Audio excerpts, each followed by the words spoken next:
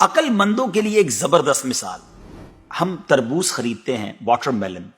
مثال کے طور پہ 5 کلو کا ایک تربوز ہم نے خریدا، اور جب اسے کھانے لگتے ہیں تو پہلے اس کا چھلکا اتارتے ہیں نا.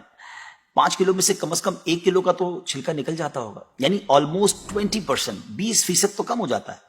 مگر کیا کبھی ہمیں افسوس ہوتا ہے اس کا؟ کیا ہم سوچتے ہیں کہ ہم نے تو تربوز چھلکے کے ساتھ خریدا ہے، چلو آج چھلکے کے ساتھ ہی کھا لیتے ہیں؟ ایسا نہیں کرتے نا.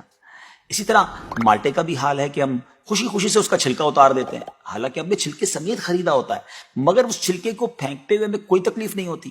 یہی حال مختلف پھل اور سبزیوں کا ہے.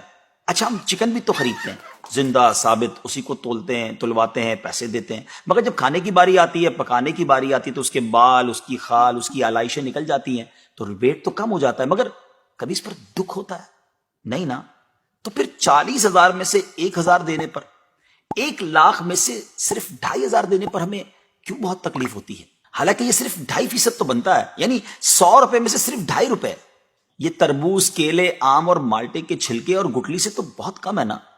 اسی تو زکوٰۃ فرمایا گیا. ہاں، ایک اور بات، سال میں ایک ہی بار دینا ہوتا ہے. مالٹے کا، تربوز کا تو ہر بار چھلکا اتارنا ہوتا ہے نا.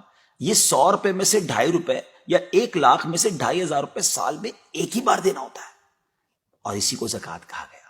کیا برکت والا کام ہے یہ. مال بھی پاک، ایمان بھی پاک، دل اور جسم بھی پاک، اور معاشرہ بھی خوشحال.